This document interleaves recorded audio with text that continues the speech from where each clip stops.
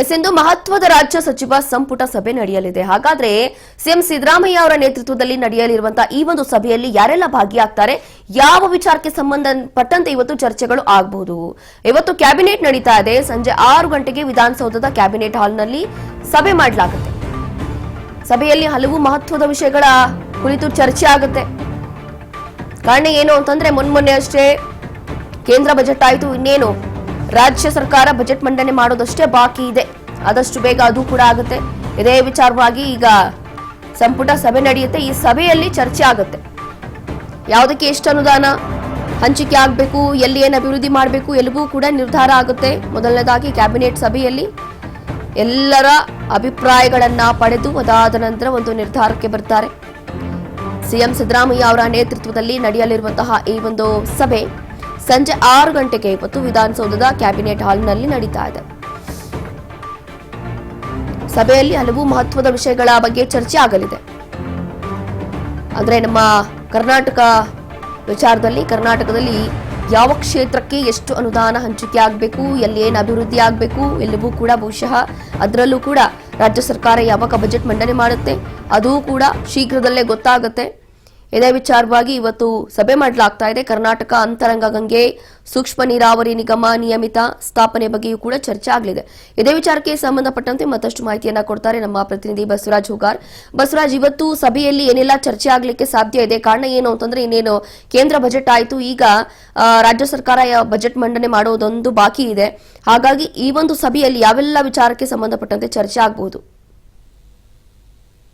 ರೋಶಿನಿ, ಇವತ್ತು ಸಂಜೆ 6 ಗಂಟೆಗೆ ವಿಧಾನಸೌಧದಲ್ಲಿ ಸಚಿವ ಸಂಪುಟ ಸಭೆಯನ್ನು ಕೂಡ ಸಿಎಂ ಸಿದ್ದರಾಮಯ್ಯ ಅವರು ಕೂಡ ಆಯೋಜನೆ ಮಾಡಿರ್ತಕ್ಕಂಥದ್ದು. ಪ್ರಮುಖವಾಗಿ ಸಂಜೆ 6 ಗಂಟೆಗೆ ಈ ಒಂದು ಸಚಿವ ಸಂಪುಟ ಸಭೆ ಕೂಡ ಇರುವಂತದ್ದು.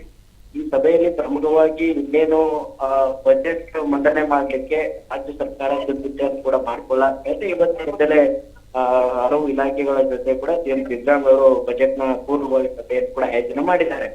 ಈ ಒಂದು ಎಲ್ಲ ವಿಚಾರಗಳು ಸಂಬಂಧಪಟ್ಟಂತೆ ಕೂಡ ಇವತ್ತಿನ ಕ್ಯಾಬಿನೆಟ್ ನ ಸಭೆಯಲ್ಲಿ ಚರ್ಚೆ ಆಗುವಂತದ್ದು. ಬಜೆಟ್ ನ ಯಾವ ರೀತಿಯಾಗಿ ಅಲ್ಲಿ ಕೆಲವೊಂದಿಷ್ಟು ಯೋಜನೆಗಳನ್ನ ತೆಗೆದುಕೊಂಡು ಹೋಗ್ಬೇಕು ಅನ್ನುವಂತ ನಿಟ್ಟಿನಲ್ಲಿ ಕೂಡ ಇವತ್ತಿನ ಬಜೆಟ್ ನಲ್ಲಿ ಸಿಎಂ ಸಿದ್ದರಾಮಯ್ಯ ಅವರು ಚರ್ಚೆ ನಡೆಸಲಿದ್ದಾರೆ. ಸಚಿವ ಸಂಪುಟದ ಸಹೋದ್ಯೋಗಿಗಳ ಸಲಹೆಯನ್ನು ಕೂಡ ಪಡೆದುಕೊಂಡಿದ್ದಾರೆ.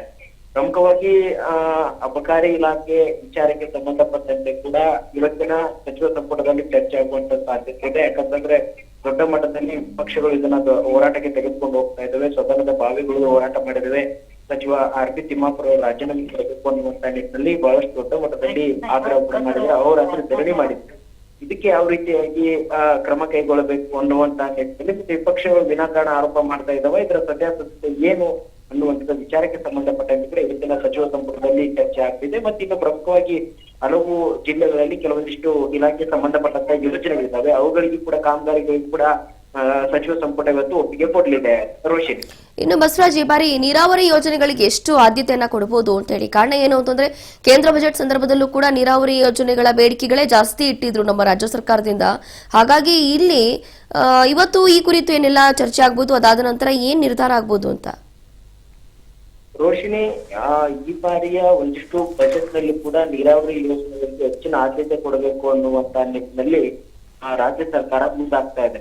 ಯಾಕಂತಂದ್ರೆ ಕೇಂದ್ರದಿಂದಲೂ ಕೂಡ ಅಪರ ಭದ್ರಾ ಮೇಲ್ದಂಡೆ ಯೋಜನೆಗೂ ಕೂಡ ಸುಮಾರು 5,000 ಕೋಟಿ ಹಣ ಕೂಡ ಬರಬೇಕಾಗಿತ್ತು. ಆದ್ರೆ ಇನ್ನೂ ಕೂಡ ಅದು ಮೀಸಲಿಟ್ಟು ಸಹಿತ ಬಂದಿಲ್ಲ. ಹಂಗಾಗಿ ಈ ಒಂದು ನಿಟ್ಟಿನಲ್ಲಿ ಈ ಬಾರಿಯ ಬಜೆಟ್ ನಲ್ಲಿ ಕೆಲವೊಂದಿಷ್ಟು ನೀರಾವರಿ ಯೋಜನೆಗಳಿಗೆ ಹೆಚ್ಚಿನ ಅನುದಾನ ಕೊಡಬೇಕು ಅನ್ನುವಂತ ನಿಟ್ಟಿನಲ್ಲಿ ಕೂಡ ಒಂದಿಷ್ಟು ಸಿದ್ಧತೆಯನ್ನು ಮಾಡ್ಕೊಳ್ಳಾಗ್ತಾ ಇದೆ. ಅದರ ಆರ್ಥಿಕ ಇಲಾಖೆಯ ಒಂದಿಷ್ಟು ಸ್ಥಿತಿಯನ್ನು ನೋಡ್ಕೊಂಡು ಹಣವನ್ನ ಯಾವ ರೀತಿಯಾಗಿ ಮೀಸಲಿಡಬೇಕು ಅನ್ನುವಂತ ನಿಟ್ಟಿನಲ್ಲಿ ಸಿಎಂ ಸಿದ್ದರಾಮಯ್ಯ ಹಿರಿಯ ಅಧಿಕಾರಿಗಳ ಜೊತೆ ಸಭೆಯನ್ನು ಕೂಡ ಮಾಡ್ತಿದ್ದಾರೆ.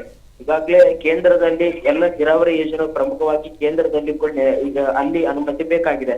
ಮಹದಾಯಿ ಯೋಜನೆಯು ಕೂಡ ಅಲ್ಲಿ ಕೇಂದ್ರದ ಒಂದು ಫಾರೆಸ್ಟ್ ಡಿಪಾರ್ಟ್ಮೆಂಟ್ ಪರಿಸರ ಇಲಾಖೆಯಿಂದ ಕೂಡ ಅನುಮತಿ ಬೇಕಾಗಿದೆ. ಮತ್ತೊಂದು ಕಡೆ ಮೇಕೆದಾಟು ಯೋಜನೆ ಸಂಬಂಧಪಟ್ಟಂತೆ ಈಗ ನ್ಯಾಯಾಲಯದಲ್ಲಿ ಕೂಡ ನಮ್ಮ ಪರ ತೀರ್ಪು ಬಂದಿದೆ. ಅದನ್ನು ಕೂಡ ಜಾರಿಗೊಳಿಸುವ ಅಲ್ಲಿಂದಲೂ ಕೂಡ ಹಣ ಬೇಕಾಗಿದೆ. ಅದನ್ನ ಕೇಂದ್ರದ ಜೊತೆ ಕೂಡ ಚರ್ಚೆ ನಡೆಸಿ ರಾಜ್ಯದ್ದು ಕೂಡ ಪಾಲು ಎಷ್ಟು ಅನ್ನುವಂಥದ್ದು ಕೂಡ ಚರ್ಚೆ ನಡೆಸಿ ಅದಕ್ಕೂ ಕೂಡ ಒಂದು ಯೋಜನೆಗೆ ತೆಗೆದುಕೊಂಡು ಹೋಗ್ಬೇಕಾಗಿದೆ. ಅದ್ರ ಜೊತೆಗೆ ಕೃಷ್ಣಾ ಮೇಲ್ದಂಡೆ ಯೋಜನೆಯಲ್ಲಿ ಕೂಡ ಕೆಲವಷ್ಟು ಅಲ್ಲಿ ರೈತರಿಗೂ ಕೂಡ ಭೂಮಿಯನ್ನು ಪಡೆದುಕೊಂಡು ಪರಿಹಾರವನ್ನು ಇನ್ನೂ ಕೂಡ ಕೊಟ್ಟಿಲ್ಲ. ಅಲ್ಲಿ ಕೂಡ ಅದಕ್ಕೂ ಕೂಡ ಹೆಚ್ಚಿನ ಅನುದಾನವನ್ನು ಮೀಸಲಿಡಬೇಕು ಅನ್ನುವಂಥದ್ದು. ಹೀಗೆ ಹಲವು ರೀತಿ ಮತ್ತೆ ಎತ್ತಿನಹೊಳೆ ಯೋಜನೆ ಸಂಬಂಧಪಟ್ಟಂತೆ ಕೂಡ ಅಲ್ಲಿ ಕೂಡ ಒಂದಿಷ್ಟು ತೊಡಕು ಕೂಡ ಇದೆ, ಅದಕ್ಕೂ ಕೂಡ ಅನುದಾನದ ಕೊರತೆ ಇದೆ.